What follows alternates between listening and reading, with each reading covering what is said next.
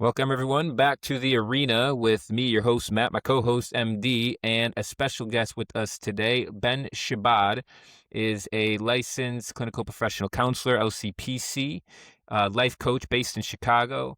Tons of experience. He's a frequent media contributor on mental health topics. And I feel like I've seen him, seen you on WGN. Yeah, all these. Yeah. Specializes anxiety, self-esteem, stress management, and life transition. So without further ado, first of all, thank you, Ben, for coming on. Second of all, who is Ben Shabad? Yeah. Thanks so much for having me. I've seen you around a lot on social media, and obviously I'm aware of your podcast. So, totally honored to be here.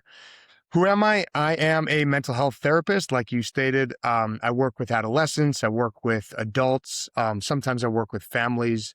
Um, let's see. A lot of the men that I work with are successful in a lot of areas of their life, but they're carrying stress, they're carrying anxiety, they're carrying relationship struggles, a lot of self doubt or unresolved pain that they often feel like they have to handle alone.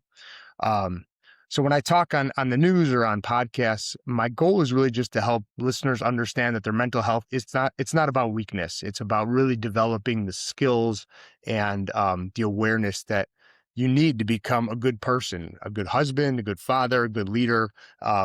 Whatever you want to do with your life to move in that direction.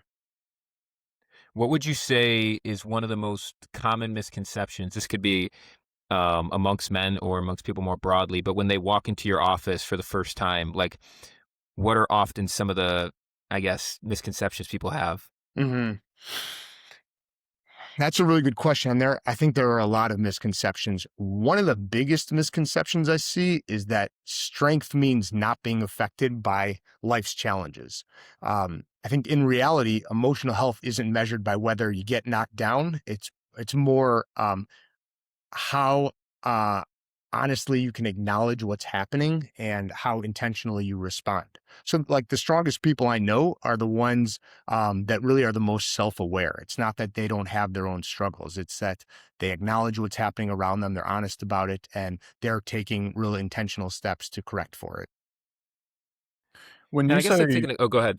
Sorry, go ahead. well, Go ahead. I guess when you say that the misconception is that strength is not letting things affect them, hmm uh, is that insinuating it on an emotional level, and is that why you might see that some people are more pent up, and then how do you reconcile letting people uh, let the world affect them emotionally without letting that really derail their ability to be successful and show up, how they like in the world. So, what was the first part of that question? So Yeah. you So said a when you lot say there. when men come in and say, the misconception is that strength is that the world around them doesn't affect them. hmm Is that more on an emotional level? Yeah, I think a lot of that comes down to like your core values and who you are as a person. Everybody has struggles. There's nobody I know who isn't dealing with their set of issues. And I think um, it's easy to think the world is against me and things, and I'm not getting lucky, and other people are, and other people have it easy. But the truth is, even people you see that seem like they have it all together, they're very successful. They deal with their own issues too, no matter how famous or how on top of the world they seem to be. And yeah, what separates people is based on how they respond to those challenges emotionally. I think some people, when things don't go right in their life, they take it very hard, or they take it very personally. Or they think it's a reflection of who they are as a person, whereas other people who are more deal with things in a healthier way. They view those challenges as opportunities, or as an opportunity to deal with things in a different way, and in a how can I overcome this, rather than what does this say about me as a person. Does that kind of make sense? Yeah, and I guess to reframe my second point of curiosity hmm is, what does it look like, or what does it mean for a man, woman, etc., to allow the world to affect them? Because that would be the reverse of it, right? It's like you must allow things to affect you, but Yeah. that sometimes carries a negative connotation. So what does that look like? How do you enable that? Well, it's okay for things to affect you. I want to be clear about that. It's not that things that are happening around you, the challenges that people come across and deal with on an everyday basis, those are of course going to affect you. The question is, how does it affect you? Does it impact the way that you see yourself and make you feel bad, make you decrease your sense of self worth, your self esteem, or if you're more well adjusted, you're going to deal with those things by saying, hey, this isn't about me. This is something that's happened. What can I do to overcome it? How can I use it to improve myself? And so they're kind of it's the same thing, but it's two different ways of looking at it. Some people internalize the external things that are happening to them and make it about themselves and who they are at their core, and other people figure out how to rise to the occasion and overcome them. And so I guess my question, like maybe to take a step back, is what drove you to become a therapist in the first place? Um, like, is it something you've always wanted to do, the dream? Did you fall into it? Did it choose you? Yeah. No, I didn't always necessarily want to be a therapist. I think that really came later for me. What I did know is that I was always curious about how people operated. So, why people feel the way they do, why people make the decisions that they do. Where does that all come from? How come two people can be in the same situation and be impacted by it totally differently? Where does resilience come from? So I always just had questions. I was always curious about kind of what made people tick. And I coupled that with the fact that I found that I was always interested in other people's stories. And it seemed weird to me a lot of the time when one person would be talking or sharing something about themselves. Maybe they were long-winded, and I would hear other people saying, well, I'm getting bored, or things of that. When's this person going to stop talking? And I always found that I didn't have that feeling. I was always curious. I always have questions when people are telling me about their life. And I never found other people's stories to be mundane, um, or I just view everybody's story as unique and interesting. And even the most like quote unquote boring stories to me, I always had questions about it. And so I think along the way, my interest in psychology, coupled with the fact that I'm interested in people's stories and I like to know how they got to where they were, made therapy a good fit for me. When you're listening to somebody's story, when you're writing your own story or articulating your own story, what are the key points in a life story that you're most interested in? I always start with history. Um, if you want to know how you're operating, why you're operating the way you are, why you have the feelings that you do, you have to look at your history. It's a great starting place because people deal with trauma growing up. Um, People don't always realize how even non-traumatic experiences impact them and the way they see their world.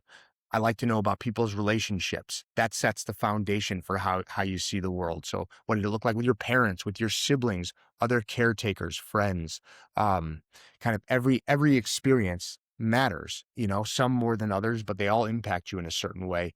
And I find that I meet with a lot of people who have kind of pent up anger, pent up sadness, and it manifests in different ways in different people, and it gets directed at people. A lot of time, you'll see them directed towards groups of people or certain types of individuals, um, and once you start to explore that and unpack it, it turns out a lot of that is just projection and you're dealing with your own issues. And it's a very hard thing to acknowledge um, the challenges that you're dealing with and where they stem from. And a lot of people don't want to do that. Subconsciously, they don't want to do that. They don't even allow themselves to. And so instead, they project it outward.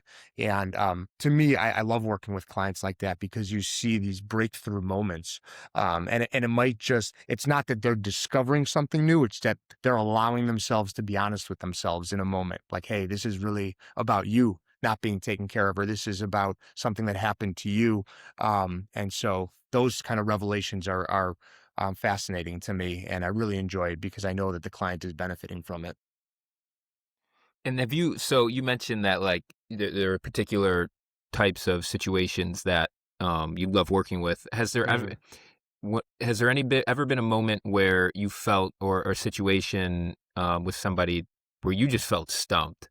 You didn't know where to go, what questions to ask. I don't want to say how to quote unquote solve the problem because I don't think we're really supposed. I don't think that's the goal of necessarily Yeah. in therapy. But I'm just curious if anything comes to mind. That's a good question. Let's see. It's because it's not my role to solve the problem. It's kind of to guide the journey, to guide the client's journey. I think the most challenging things for me are if I'm seeing a client who either doesn't totally want to be there, maybe their spouse pushed them towards therapy or a parent or something like that. And so they're highly resistant. When you're working with a highly resistant client, that becomes very challenging because you can't even get to the real work until they've lowered their barriers. If you show up to a therapy session and you don't want the help, you don't think you need to improve, you won't acknowledge it, there's just no inroads there. And so to me, that's the hardest part, is just breaking down those walls. And so it's really establishing rapport, developing a relationship, and asking the right questions to make them comfortable and really help them to decide if this is something that they want to do. Once you get them there, then the work, I don't want to say it's easy. It's never easy, but it becomes a lot more feasible because we're both in it together. It can't just be the therapist. The client, there has to be buy-in from the client or therapy won't work. For someone for someone who's there, maybe doesn't want to be there and has been encouraged, pushed to be there by somebody else. Hmm. Um, what is that person doing every day, or what are they exhibiting in the world in which they're showing to the world that somebody who cares about them would want them to be in your office, but that this person is not wanting to be there? And I guess like Yeah. the root of my question is like, if there's often probably scenarios where somebody's like, I'm in a really bad place, I need Mhm. help. Yeah. Where is this other person? Perhaps also in a bad place, but like, how does that show up? And how does somebody recommend that they go and see help, but they themselves don't want it? Yeah, I think as you're asking that question, two main categories pop into my head, and I'm sure there's other ones too, but the main ones are either um, a minor who's being pushed into therapy by their parent because maybe they're having a lot of trouble in school, let's say, trouble making friends, making some bad decisions in their life, some unhealthy choices. And so the kid might be saying, hey, I don't need this. This is stupid. I don't want to go. I don't need any help. And the parent is saying, no, like you really need this. Look at the trajectory of your life right now. So that's one scenario. Another one I see a lot is a client will come in because their spouse is saying they need therapy, right? And so what does that look like? That could look like a whole host of issues that are playing out in the relationship. Maybe they're not giving enough attention, the right kind of attention to their spouse. Maybe they're not dealing with their kids the right way. Maybe they're um, they're overly focused on their work sometimes, and so things are just not going well, and the other person is kind of in a spot where they're saying like, hey, this is impacting me. This is impacting my kids. And so something needs to change. I need you to at least talk to somebody. And so sometimes I'll see somebody, people will come in and they're resistant because they're like, hey, my wife wants me to be here. I don't really want to be here, And so it's usually one of those two things. Other times I've seen people who are like, hey, my friends say I should get some help, but I don't find the same kind of resistance with those clients where they truly believe they don't need therapy, or at least that's how they're presenting when they first show up. It's it's interesting because if somebody just shouted, not shouted, but if somebody said like, you need to go to therapy, I'm just too much of a skeptic personally to Yeah. feel that the person who's saying that may also need to go. Yeah. Like, unless I knew that they were already going, right? But like, are you ever curious about like, especially in that spousal dynamic Yeah. where I think it's so easy and it's such like almost like an attack of like, you need to go to therapy. Yep. I would have to wonder about the other person recommending that. Like, do Yeah. you yeah, how do you think about that? No, I think that's a very healthy skepticism that you have. Um, to be clear, just because somebody says you need to go to therapy and you've got some problems you need to work on doesn't mean that's the truth. It may be, but it just doesn't. That in and of itself doesn't make it true. Sometimes both people would benefit from talking to somebody. Sometimes one of the people, and so yeah, it can definitely be used as an attack on the other person. This is because you're framing it in a way that, hey, our problems are really your problems. You're the cause of it. And that's not always true. I will say, in my experience, a lot of the time, the person that, if we're talking about romantic relationships, the person who is pushing the other person tends to be in therapy themselves. I haven't Mm, seen it, and I don't have data to support this, but just in my experience, it seems like when a husband, for example, is coming to see me, my wife says I should start therapy. Usually the wife is already in therapy. Sometimes they've already done couples therapy. And so that's usually what I've seen. But yeah, it's just because somebody says you need therapy doesn't necessarily mean you do. Yeah, I mean, I think about the first time I got therapy, and the reason going was I was recommended by I have two younger sisters that are twins, and I was recommended not by the one that's never been to therapy, but by the one that has, was the one Yeah. that was like, hey, like not in like a shameful way of just like, hey, this may be helpful for you, but it Yeah. was the one that had already experienced with it. I guess I'm curious for those that are like, I'm trying to, so for those that are resistant, or walk into the room and it's like, hey, I don't really want to be here, I'm told to be here, I'm good, like I don't need help. Like, how do you start to build rapport with them? How do you build a sense of trust while also, I guess, balancing the idea that, generally speaking, you hear therapists aren't supposed to talk about themselves, share, Yeah. about their story. So how do you start to build that trust?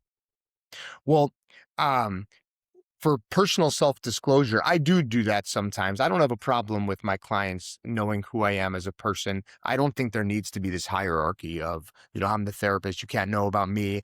Really, these are human relationships, and if Right. you don't know anything about me and don't view me as a person, you're gonna have a hard time opening up.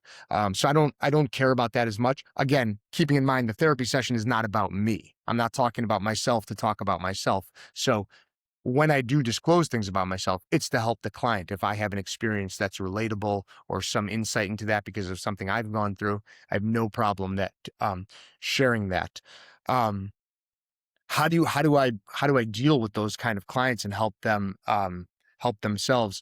Well, first, if you're resistant to being there, then really I'm trying to just open your eyes to what direction is your life moving, and is that what you want for yourself? And so, you start by just asking some basic questions like, okay, I mean, you don't have to be here, of course.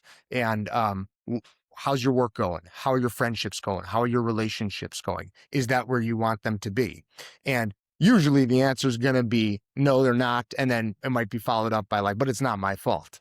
It's because of this person, it's because of this boss, it's because of something else. And so once you start to explore that, see, the thing is, a lot of people don't trust it, or don't think they say they don't want to be in therapy because they don't trust it and it doesn't feel like a safe space. So my job as a therapist is to make it a very safe space. And that's why maybe your sister, when she recommended it to you, it's not because she's attacking you. It's because she's like, holy cow, I've never really had this opportunity to just speak openly, totally honestly about everything I've gone through and how I've dealt with it and how I'm feeling. It puts you in an extremely vulnerable position. And that's why I think a lot of people are scared, and rightfully so. You are vulnerable. And so if you don't have a good therapist who's ready to be there with you, then I could understand why it's not for you. But if you are with a therapist who knows what they're doing and creates this safe space, it's an extremely eye-opening process. And so what do I try to do with these clients who are resistant? I ask a lot of questions just because I'm naturally curious about how they got to where they are. And I think that naturally leads to, hey, look, we can talk about whatever you want here. I'm not going and telling anybody. This is your time, this is your space.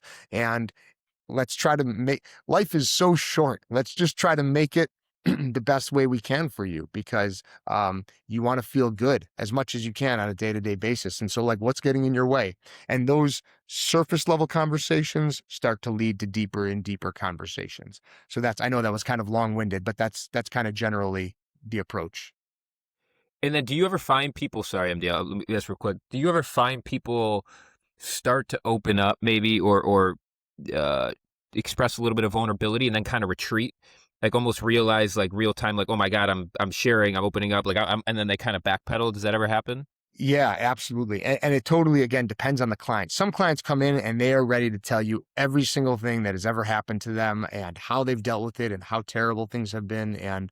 Um, and they're not hiding anything or guarding against anything. And yeah, you see, I have definitely seen that on multiple occasions. And when that happens, you just bring it back to that. It's like, look, I follow the lead of my client. If they don't want to talk about something, I'm not like, hey, we got to talk about this, But if they say something and they retreat a little bit, I might ask about it. Like, hey, I noticed that you mentioned this. Like, tell me a little bit more. A lot of the retreat tends to be based on irrational fears. Like, something's going to go wrong if I say this. If I acknowledge it, it's going to be really bad. And sometimes the truth is, sometimes acknowledging some stuff that you've been through is extremely painful. So I don't make light of that. I understand why some people retreat. It's not easy to have these conversations a lot of the time. And so everything, it depends. It's all on a case by case basis and who the client is and their resilience and their communication style. But yeah, I see that they say something, they backtrack, and then, I just kind of get in the water a little bit and see how they respond.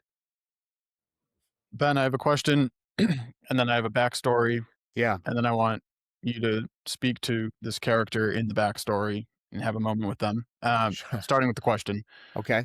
something that really jumped out to me was how you spoke about where therapy becomes ineffective is when the person who's receiving the therapy is not vulnerable, they're not honest, they're not opening up, there's resistance. Oftentimes, when I hear people who are resistant or skeptical of therapy, it's because they're skeptical of what the therapist is doing. And Hmm. so, and I hear, you have to shop around, you have to find the right one. In your experience, in your perspective, like, what does bad therapy look like? And when I say bad therapy, ineffective therapy look like when it's on the fault of the therapist? Like, what does good versus bad look like? How does somebody who's introducing themselves to therapy know that Hmm. they're in an effective dynamic? So, you know, I'd say there's two parts to that. First is the therapist, there has to be a good personal connection with the therapist.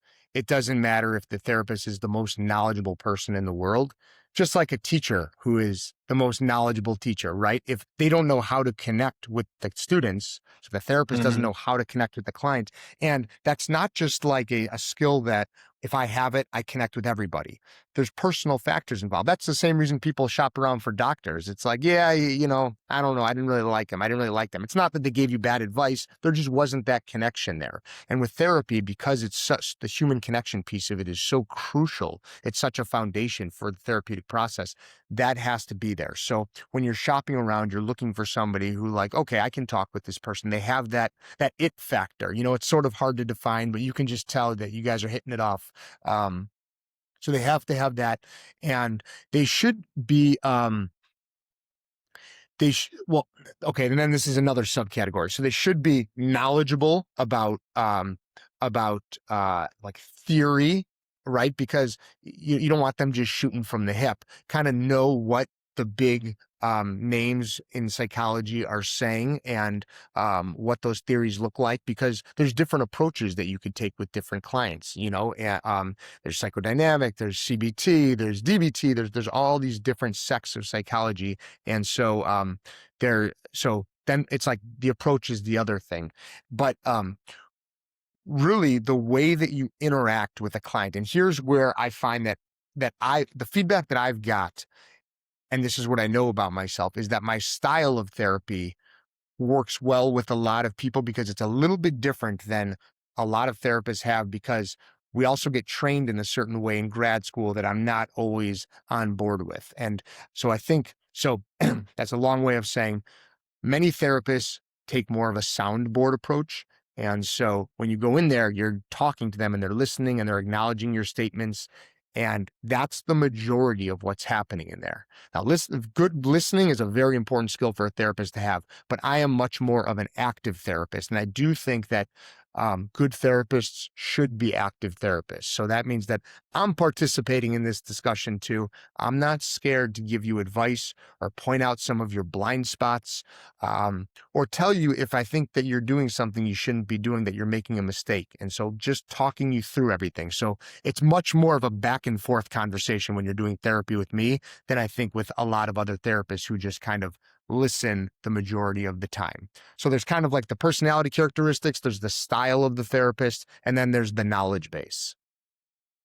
Yeah, really helpful. And some backstory, I was having lunch with a friend who is very against the idea of therapy. Hmm. He's a skeptic through and through, and in a very stereotypical way, right? Like, get over it, life sucks, rub some dirt in it, right? Yeah. And they had sat in on a family therapy session, and Okay. it was really like, I think the sister, one of the relatives, was like more so the recipient of the therapy, but it was a group session. And well, my friend, this person like storms out, like can't even deal with the environment because, in their perspective, the therapist was just overly affirmative. It was Right. excusing the other person for their behaviors and their actions.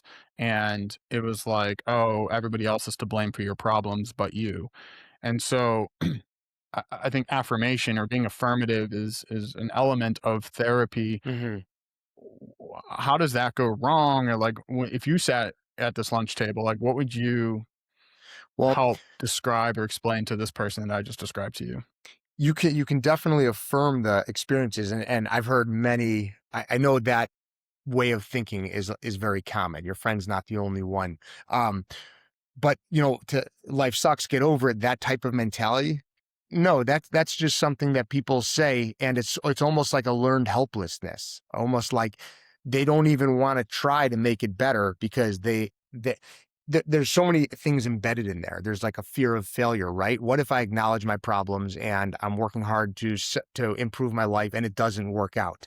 That's harder for me to deal with than just saying life sucks and I'm just gonna deal with it that way, right? And everybody deals with their problems in their own ways.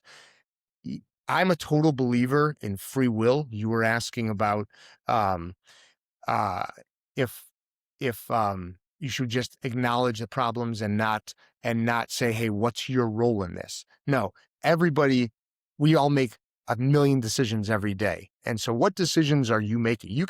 You can say, "Hey, my parents sucked when I was growing up. They didn't give me the love, the affection, the attention that I needed, and that's why these things are harder for me, and these are the challenges that I experience." Or I got bullied in school. All of those things are real. I would never downplay that. Those are very traumatic, horrible things.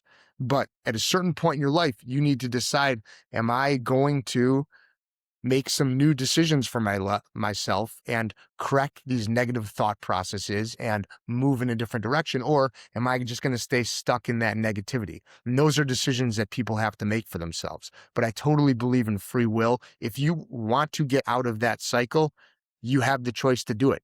It's going to be tough. You kind of got to go through the mud and understand why you are operating the way you are. But once you do that, then it's okay. Am I repeating these cycles or am I changing them?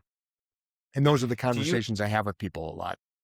do you have any thoughts? I remember I was listening to a podcast the other day, and it was a guy that was suggesting that both for men in particular, men and women therapists can be helpful, Hmm. but his, I guess, belief was that, and a lot of times a man specifically can be helpful if that person getting help didn't have a father figure Yeah. or didn't get like had a lot of wounds around, the relationship with their father, whatever, or lack thereof.